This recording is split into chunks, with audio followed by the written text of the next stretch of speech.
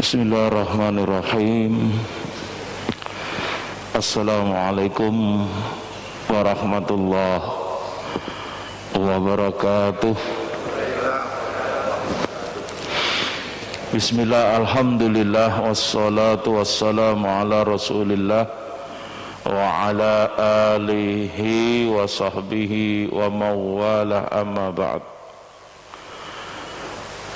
Qala Allah Ta'ala fi kitabihil karim wa huwa asdaqul qailin. A'udzu billahi minasy syaithanir rajim. Bismillahirrahmanirrahim. Walau anna ahlal qura amanu wattaqau lafatahna alaihim barakatim minas sama'i wal ard walakin kadzabu fa akhadnahum bima kanu yaksibun. Sadaqallahul azim. Allahumma arhamna bil Qur'an. Ma'asyiral muslimin wa zumratal mu'minin, hafizakumullah. Bapak-bapak, ibu-ibu, saudara-saudara kaum muslimin dan muslimat jamaah Masjid Al-Hidayah BCC yang dirahmati Allah. Alhamdulillah atas izin dan perkenan Allah Subhanahu wa taala, pada subuh pagi hari ini kita kembali bisa menggelar melaksanakan salat subuh berjamaah. Mudah-mudahan salat kita dikabul oleh Allah Subhanahu wa taala. Dan mudah-mudahan kita diberikan ganjaran yang penuh bagi orang yang salat subuh berjamaah. Kata baginda Nabi, ka'annahu shalla lailan kullahu. Dia akan diganjar seperti melaksanakan salat malam semalam suntuk. Salat malam dari ba'da isya sampai menjelang subuh. Dan mudah-mudahan kita diganjar oleh Allah dengan jaminan kesejahteraan dan jaminan keamanan, sebagaimana hadis baginda Nabi sallallahu alaihi wasallam, man shalla subha fa huwa fi dhimmatillah. Siapa yang melaksanakan salat subuh, dia akan mendapatkan dhimmatullah, yakni jaminan Allah Subhanahu wa taala. Dalam syarah hadis dikatakan, man shalla subha fi jama'atin, siapa yang melaksanakan salat subuh berjamaah, fa huwa fi dhimmatillah, dia akan dijamin oleh Allah, yakni fi dhamanillah wa fi amanillah, dalam jaminan kesejahteraan dari Allah Subhanahu wa taala. Kata dhaman itu artinya asuransi, ya. Asuransi dari Allah Subhanahu wa taala, tidak pakai bayar premi, ya, cukup bayarnya ibadah saja kepada Allah Subhanahu wa taala, yakni salat subuh berjamaah. Wa fi amanillah, dan juga mendapatkan keamanan, jaminan keamanan dari Allah Subhanahu wa taala. Dan terakhir adalah bahwa mudah-mudahan kita yang salat subuh berjamaah mendapatkan doa keberkahan dari baginda Rasulullah sallallahu alaihi wasallam yang diriwayatkan telah berdoa untuk kita, yang bunyinya, Allahumma barik li ummati fi bukuriha. Ya Allah, berkahilah umatku di subuh pagi harinya, yakni berkahilah umatku yang selalu melaksanakan salat subuh berjamaah. Mudah-mudahan pagi ini kita mendapatkan keberkahan dari Allah Subhanahu wa taala. Hadirin hadirat yang dirahmati Allah, pagi ini kita kasih judul persiapan menghadapi resesi. Ya, resesi. Ya, apa itu resesi? Kenapa terjadi? Dan apa yang bisa kita lakukan? Ya, kelihatan nggak? Ya, kalau nggak kelihatan nanti lihat di WhatsApp aja. Ini kira-kira yang dibuat oleh Kompas, mengutip dari berbagai sumber, bahwa ya, mengenal apa itu resesi. Ini saya juga nggak kelihatan. Maaf, udah tua ini, harus pakai kacamata.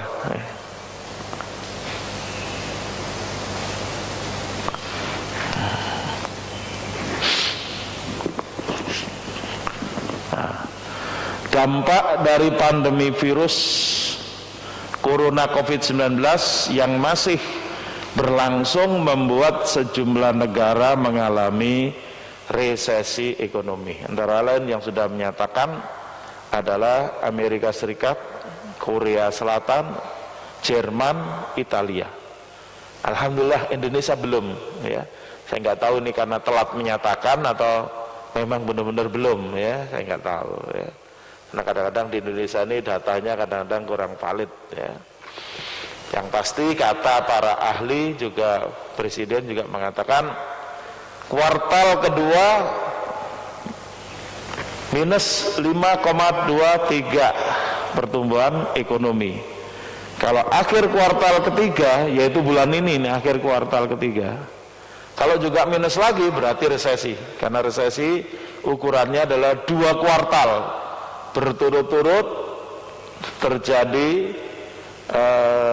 resesi, ya berarti terjadi pertumbuhan minus berarti memang resesi. Ya, itu kalau ukuran-ukuran kebijakan dan ukuran-ukuran dari para ekonom, ya. Kalau kita sederhananya saja lah, bahwa resesi itu terjadi karena terjadi manakala terjadi PHK besar-besaran, dan PHK ini memang sudah nyata. Konon kabarnya PHK untuk buruh sudah 6 juta. Kalau BUMN kan kemarin lebih dari 3.000 orang, ya. Makanya ada yang demo itu. Apa? Eric Ott apa itu? Menteri BUMN, ya, diminta keluar.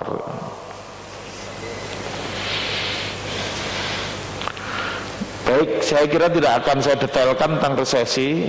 Tapi intinya banyak pengangguran lah. Karena banyak pengangguran, pendapatan turun. Karena pendapatan turun, daya beli turun. Karena daya beli turun, barang yang terjual turun. Berarti pabrik rugi, pengusaha rugi, nggak bayar pajak atau bayar pajak turun. Pendapatan pemerintah turun, gitu ya. Kalau nggak salah beberapa pengajian yang lalu sudah saya sampaikan bahwa Ramadan yang lalu saja Pemprov DKI itu tidak dapat pemasukan atau pendapatan 47 triliun. Nah itu sudah gila-gilaan itu, ya. Kacamatanya kurang bener gara-gara resesi ini.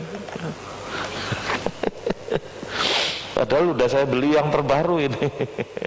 Ini bukan kacamata kaleng-kaleng, Pak. Ini mahal ini. Nah, baik.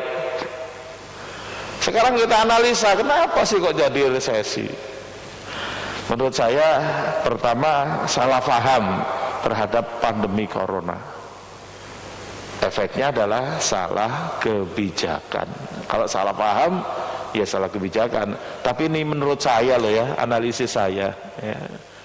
Kalau menurut pemerintah ya nggak salah lah gitu ya. Nah, kita akui aja kalau menurut pemerintah nggak salah menurut pemerintah maksudnya, ya. Nah, apa yang terjadi jika terjadi salah paham terhadap pandemi corona?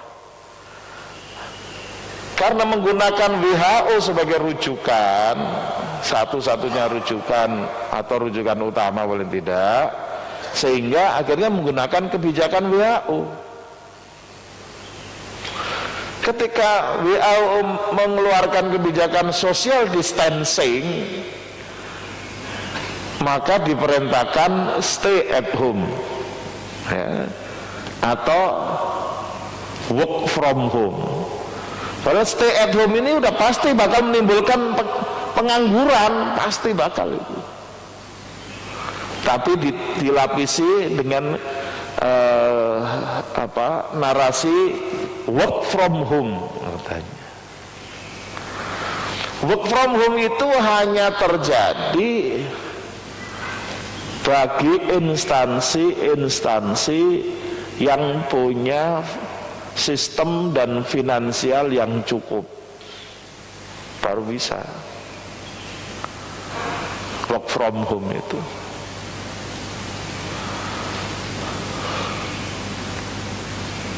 Yang paling banyak ya nggur at home, ya, nggur bahasa Jawa, ya. Nggur at home berarti hanya di rumah, nggak ngerjain apa-apa, ya. Akhirnya benar-benar nganggur at home, ya. Ini yang terjadi. Akibatnya apa? Produktivitas turun. Sehingga pendapatan turun, daya beli turun, penjualan turun, pendapatan pemerintah turun, pertumbuhan ekonomi negatif. Sederhana aja. Salah kebijakan dalam mengatasi corona itu pada kalimat stay at home. Ini masalah persepsi, ya. Tapi kebijakan itu jelas menimbulkan, sudah diakui sendiri oleh pemerintah dan juga kenyataan di seluruh dunia. Pemerintah semua mengalami resesi, hanya Indonesia saja telat, atau ya belakangan kali, ya. Lakon biasa gitu, kalah duluan katanya, ya, nanti terakhirnya kalah beneran, ya gitu.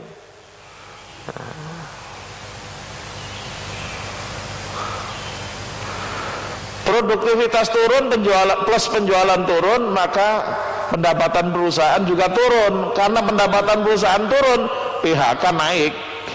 Karena udah nggak kuat lagi, produksi turun kan berarti keperluan tenaga kerja kan juga turun. Ya pasti sebagian di PHK.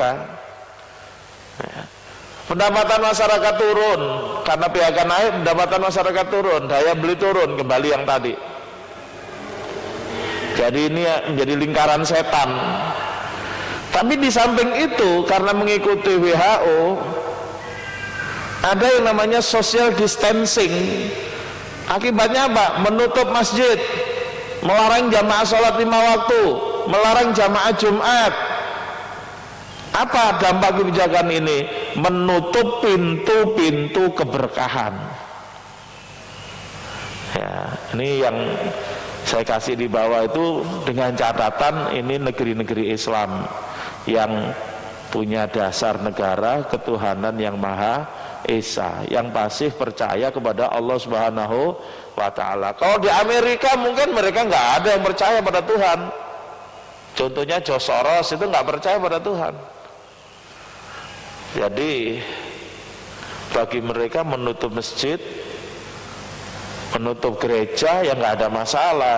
Tapi bagi kita yang punya pemahaman, menutup masjid itu persoalan karena melanggar firman Allah Subhanahu wa Ta'ala atau mewujudkan fakta pelanggaran terhadap ajaran Allah Subhanahu wa Ta'ala sebagaimana firman-Nya, wa man adlamu mimman mana'a masajidallah, ya, ayyuzkara fi asmuhu wa sa'a fi kharabiha, al-ayat.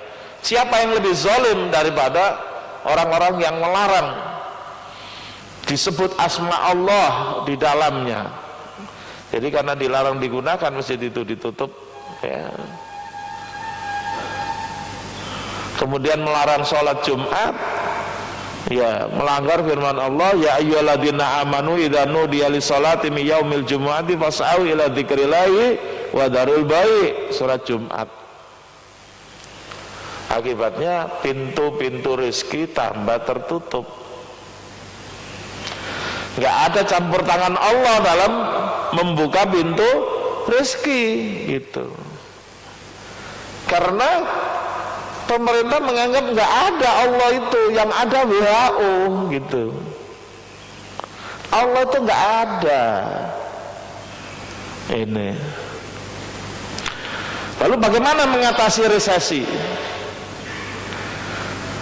Apa yang bisa dilakukan oleh pemerintah? Satu, menjadikan Quran dan Sunnah sebagai rujukan kebijakan untuk menumbuhkan ekonomi nasional.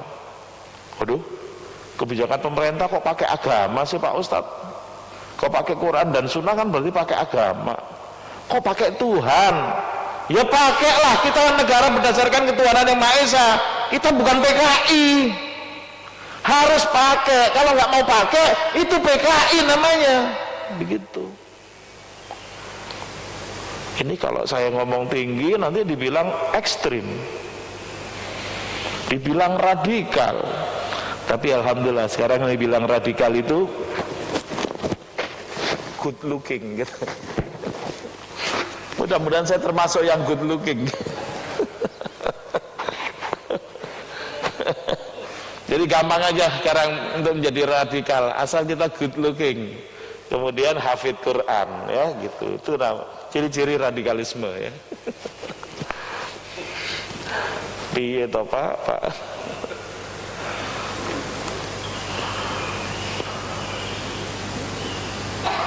Jadi yang pertama untuk menjadikan Quran dan Sunnah ini terkait dengan ekonomi harus menghapus riba. Ini paling berat ini, ya. Dan menggalakkan perdagangan. Ini memang harus pemerintah. Kalau kita disuruh susah kita. Suruh hijrah rekening dari BCA, ya, ke rekening syariah. BCA juga nyediain syariah. Jadi dari BCA ke BCA syariah, ya. Dari BCA syariah disetor ke BCA. Muter-muter gitu aja, ya.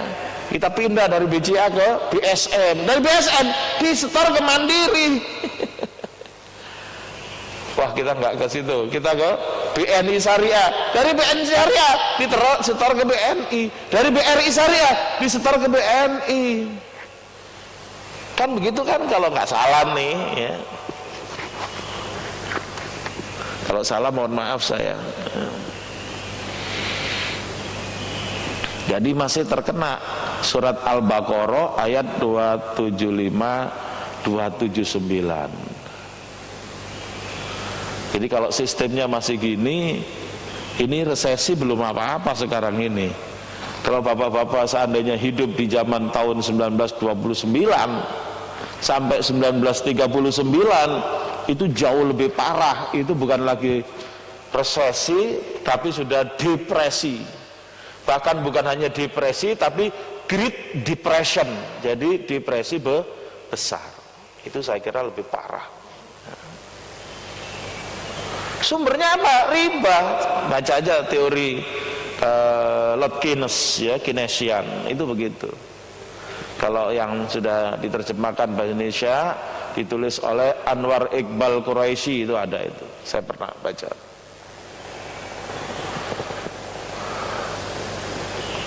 Wa ahallallahu al-bai'a wa harrama riba. Allah menghalalkan jual beli dan mengharamkan riba.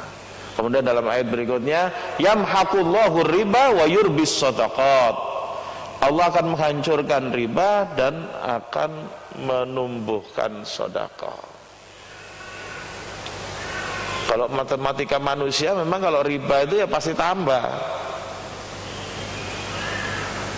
Kalau sedekah berkurang, tapi kalau matematikanya Al-Qur'an justru riba itu akan turun, bahkan hancur.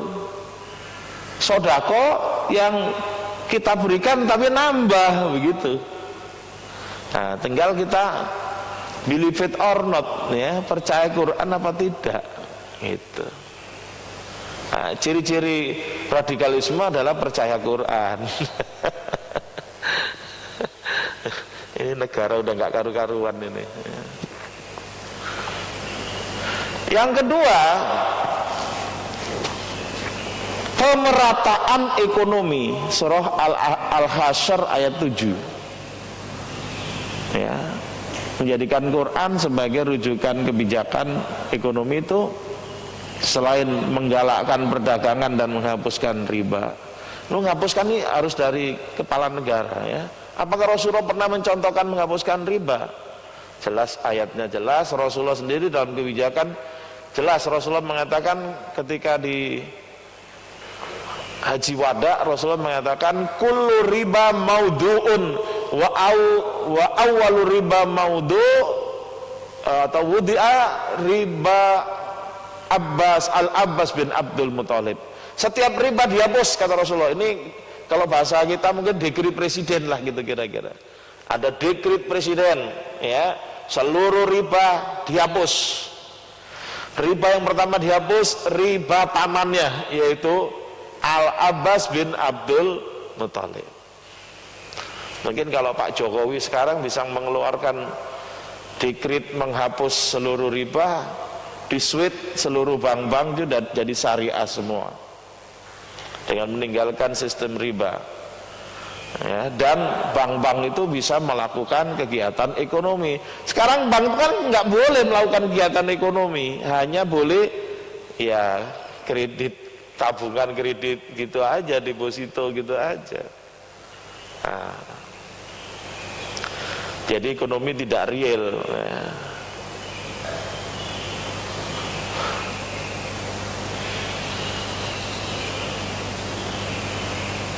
Kamu di samping mungkin presiden bisa, kan sekarang lagi kosong duit nih, nyetak tambah hancur, utang luar negeri proposal nggak diterima, tapi sebenarnya masih ada. Kalau nggak salah dulu presiden kan mengatakan di saku saya masih ada 10.000 triliun apa waktu itu ya. Nah, nggak, tapi nggak tahu sakunya jebol apa enggak gitu. Terus sebenarnya ada kalau diteliti, kan daftar koruptor itu kan ada, ya kan, yang namanya Asabri, namanya apa, sebelumnya itu Jiwasraya dan yang lain-lain lah. Dari koruptor zaman Orde Baru kan masih bisa, duitnya masih ada itu, masih bisa dikejar. Cuma masalahnya aparat itu nggak ngejar, nemenin, masalahnya itu. Dan itu bisa diselesaikan oleh presiden, hanya oleh presiden. Jadi tinggal sekarang political will dari presiden. Kita kan nggak mikirin sampai ke situ, kita cuma ribut aja antara kadrun sama apa namanya cebong, kampret gitu-gitu aja. Capek kita itu sebenarnya. Tapi keadaan tetap aja terjun bebas gitu, nggak ada upaya untuk mengatasi keadaan. Kan kita bingung, katanya mengatasi COVID hampir 1.000 triliun, tes rapid suruh bayar. Lah kalau gitu itu buat apa gitu kan?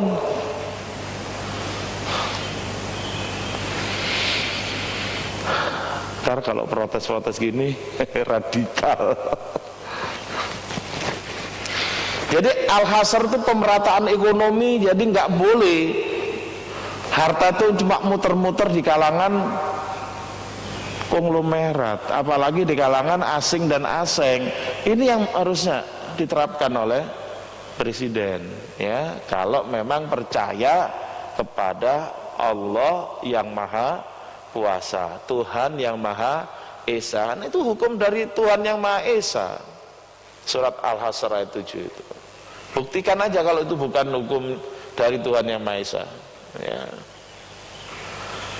Yang kedua, membina keimanan dan ketakwaan rakyat untuk membuka pintu-pintu rezeki atau keberkahan. Jadi rakyat ini harus dibina keimanan dan ketakwaan, jangan malah dibinasakan, ditakut-takuti, ya. Radikal. Kementerian Agama jadi kementerian radikalisme sekarang ini. Harusnya kan Kementerian Agama kan ada Dirjen Bimas Islam, itu kan harusnya meningkatkan pembinaan keimanan dan ketakwaan masyarakat. Kalau masyarakat ini beriman dan bertakwa, sudah janji Allah, la fatahna alaihim barakatim minas sama'i wal ard. Sungguh akan kami buka pintu-pintu keberkahan, pintu-pintu rezeki dari langit dan dari bumi. Keberkahan di situ maksudnya rezeki. Sekarang solusi rezeki itu hanya dari Allah. Kalau dari orang udah nggak bisa. Ekonom udah mentok.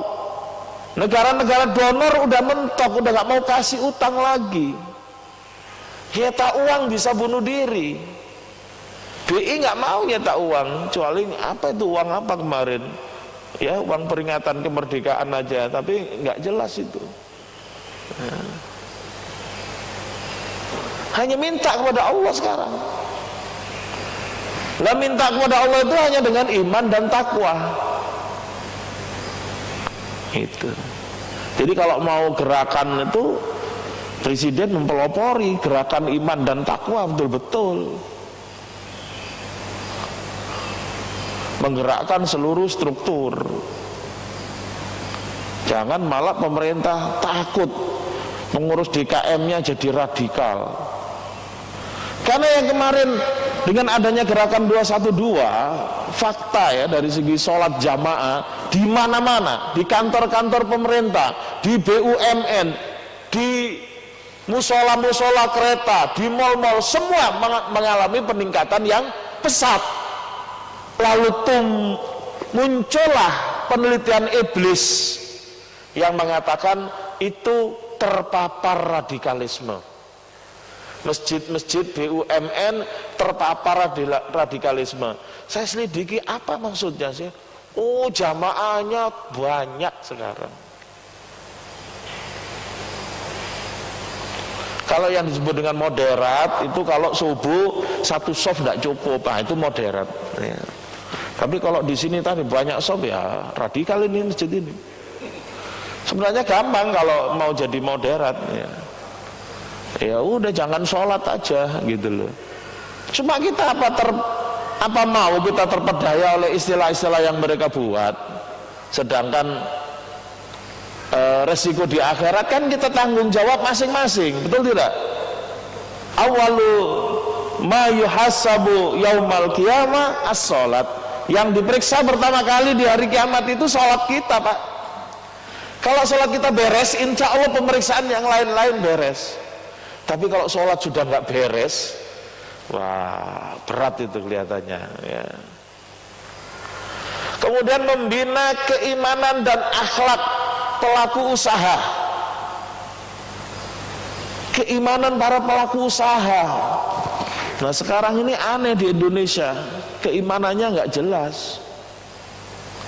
Bahkan untuk produk halal aja orang nggak beriman yang ngurusi. Nah itu kan kacau.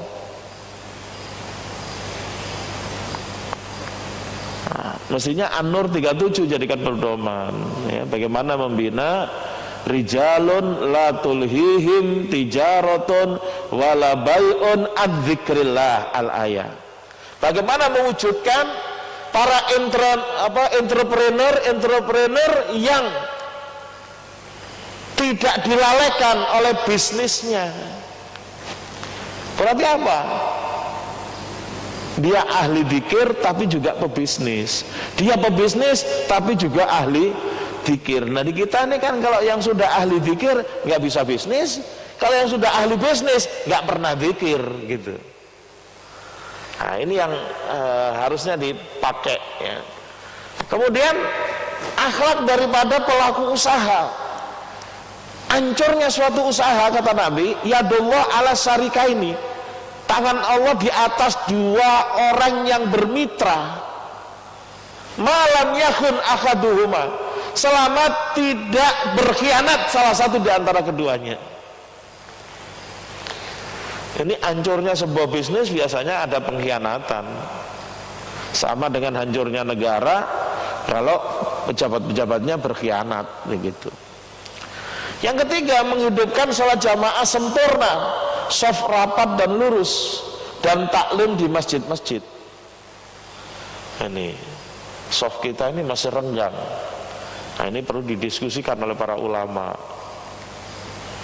Benarkah dengan renggang shaf itu imunitas meningkat, atau dengan mepet shaf? Nah, mungkin kita perlu melakukan observasi, Pak.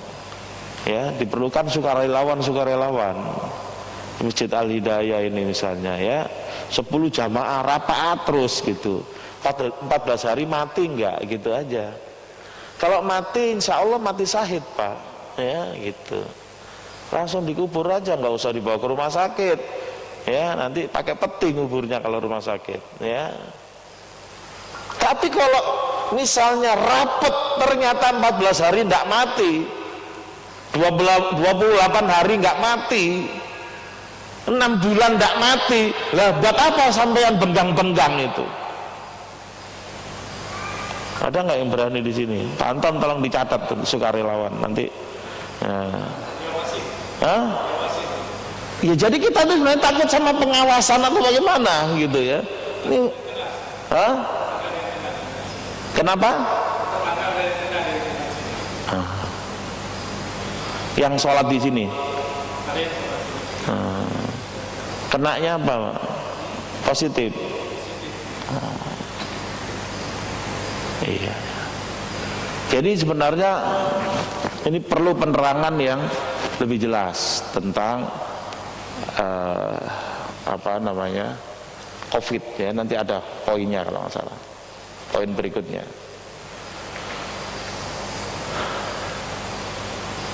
Saya justru meyakini kalau kita sholatnya lebih rapat itu imunitas akan naik. Tapi ini perlu dibuktikan ya. Caranya tadi membuat percobaan ya.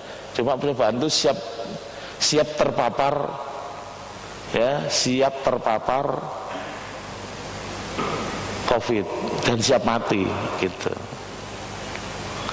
Nah, bagaimana bisa siap terpapar COVID dan siap mati?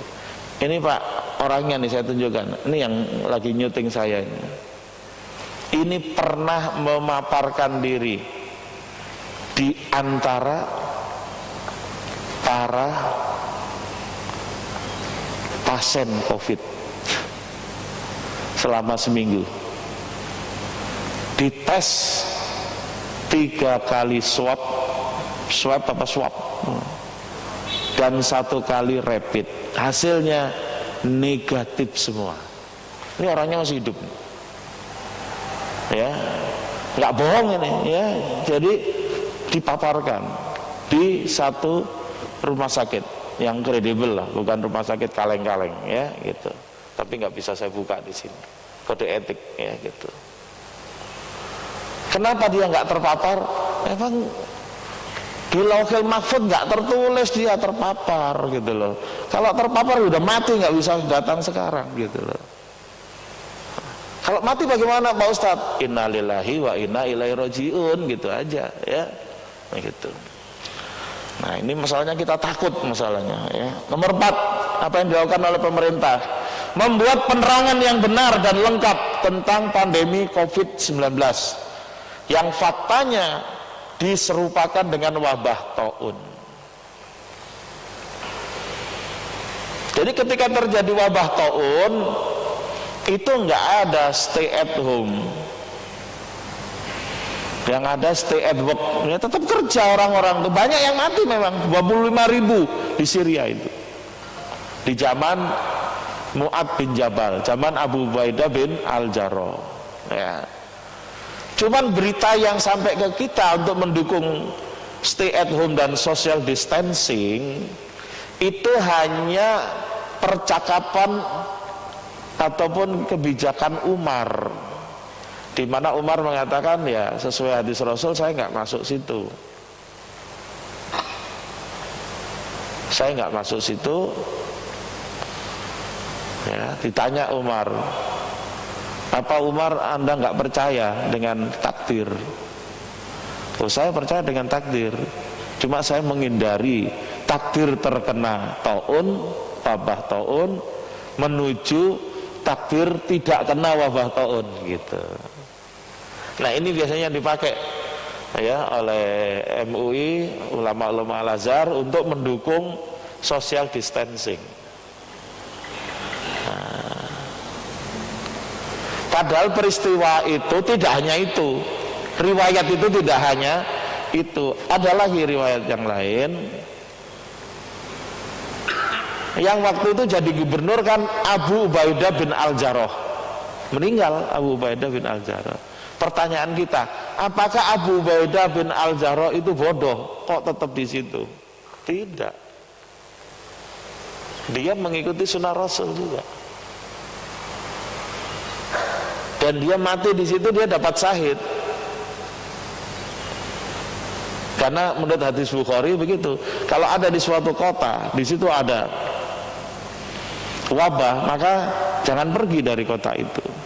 Dan siapa saja yang tidak pergi dan dia sabar dan dia muhtasiban, Sabar itu berarti apa? Tidak lari, tetap tahan di situ. Muktasiban itu apa artinya? Sungguh-sungguh untuk daf'ul bala, sungguh-sungguh untuk menolak bala. Ya mungkin pakai masker misalnya ya. Waktu itu mungkin mengandalkan imunitas kali, minum habatus sauda atau apa yang lain. Ya. Tapi nggak mengambil social distancing, enggak. Kemudian muktasiban juga pengertiannya adalah bersungguh-sungguh berdoa kepada Allah agar bila terpapar lalu mati, dan dia yakin bahwa tidak mungkin terpapar kecuali sudah dicatat di Lauhul Mahfuz, maka ketika orang itu mati, kata Nabi, lahu ajru syahidin, dia mendapatkan pahala orang syahid, mati syahid. Sebelumnya Rasul mengatakan bahwa taun itu adalah azab yang dikirimkan oleh Allah kepada siapa saja yang dikehendaki dan rahmat bagi orang-orang mukmin. Nah begitu.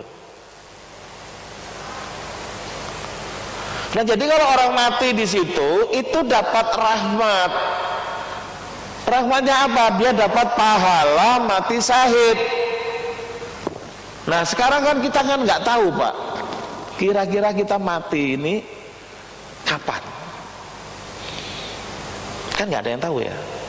Maaf bapak-bapak yang udah umur 60 tahun angkat tangan. Nggak ada ini. Masih 30-an semua. Kata Nabi, umur umatku antara 60 sampai 70. Jadi tolong yang sudah 60, 70 harus siap-siap. Jadi mungkin saja bapak-bapak meninggal dalam situasi masih COVID. Karena COVID ini ternyata bukan 2 minggu. Awal-awal kan kita dibilang lockdown 2 minggu. Ah cuma 2 minggu ini. Saya udah dengar waktu itu, kalau nggak salah sudah saya sampaikan, 2 tahun minimal. Menurut Harvard University. Nah jadi dalam 2 tahun ke depan bisa saja di antara kita ada yang meninggal, betul nggak? Sangat bisa. Pertanyaannya bukan meninggalnya, posisi meninggal dalam keadaan apa. Kalau orang dalam keadaan iman, dalam keadaan mukmin, yakin kepada hari kiamat, yakin kepada hari pembalasan, yakin bahwa dia tidak akan mati, tidak akan kena COVID kecuali sudah ditetapkan oleh Allah di Lauhul Mahfuz, lahu ajru syahid, dia akan mendapatkan pahala syahid. Itu yang beruntung Pak daripada yang hidup. Kenapa? Setelah COVID belum tentu dapat itu. Tapi saya nggak nyuruh mati loh ya, enggak.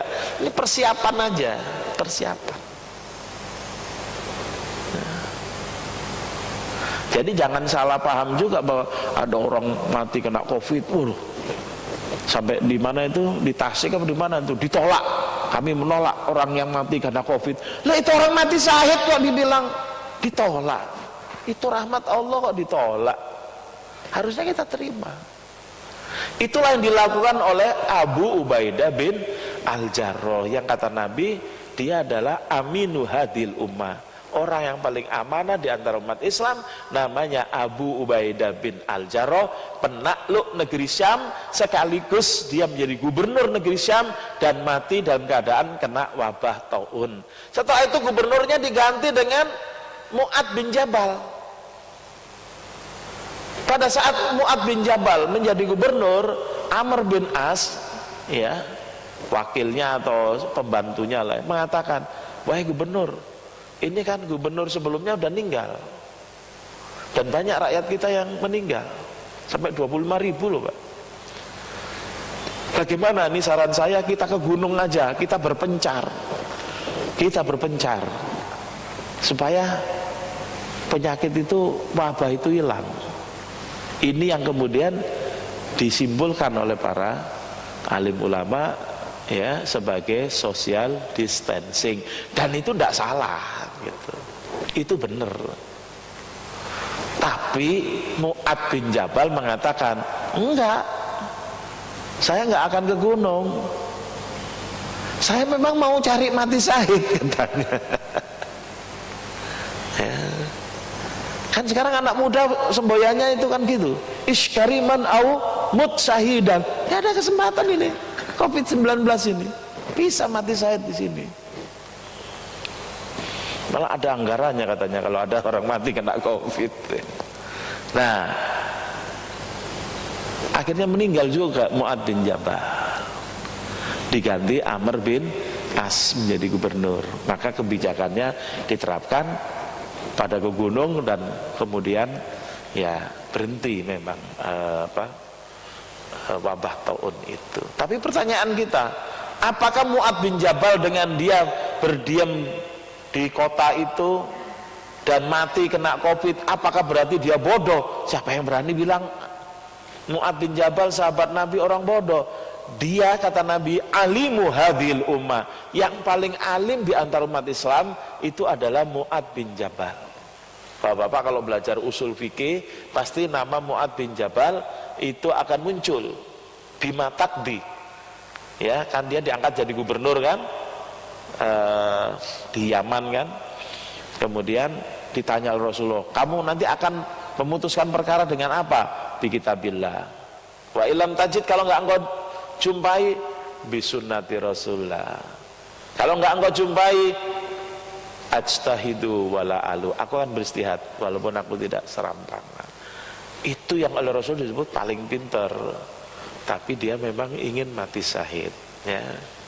Begitu ya. Jadi Pak Anton nanti boleh mendaftar ya. Siapa-siapa aja yang ingin mati syahid. Nah, sekalian juga kita buat percobaan di Al Hidayah ya. Satu soft aja depan itu rapat semua. Yang belum siap mati syahid, soft kedua ketiga boleh penggang-penggang. Nah, nanti kita tunggu ya. Dalam tempo sebulan ya. Kalau siklusnya kan 14 hari. Dalam tempo sebulan artinya 2 kali 14 hari. Ternyata orang ini hidup semua ya. Nah, kita boleh usul atau boleh kita viralkan lah. Alhamdulillah jamaah Al Hidayah tidak ada yang meninggal ya. Begitu. Kalau mati gimana Pak Ustadz? Mati syahid, alhamdulillah. Masa nggak percaya sih sama saya ya? Believe it or not, baca sendiri kitab Al-Bukhari ya gitu. Ternyata kalau COVID itu nggak sama dengan taun, bagaimana Pak Ustadz? Lah apalagi kalau nggak sama ya. Wong sama aja itu mati syahid kok ya. Artinya yang ditakuti orang itu taun itu takuti kayak COVID ya. Walaupun katanya lebih ganas taun itu ya. Begitu. Nah, ini kalau mau keluar dari krisis. Tapi kalau stay at home terus ya, sholatnya juga benggang-benggang ya, saya nggak tahu nanti bagaimana keputusan Allah Subhanahu wa taala ya. Terakhir, mendorong gerakan Indonesia sholat subuh supaya dapat jaminan kesejahteraan dari Allah dan keamanan, dan supaya dapat doa keberkahan. Tadi awal-awal sudah saya terangkan ya. Saya kira 5 poin ini sangat penting buat kita. Masih ada beberapa poin, nanti bisa saya kirim ke Mas Imam ininya, filenya buat bapak-bapak sekalian ya. Kita tutup dengan doa kafaratul majelis. Subhanakallahumma bihamdika asyhadu an la ilaha illa anta astaghfiruka wa atubu ilaik wa lafu minkum. Wassalamualaikum warahmatullahi wabarakatuh.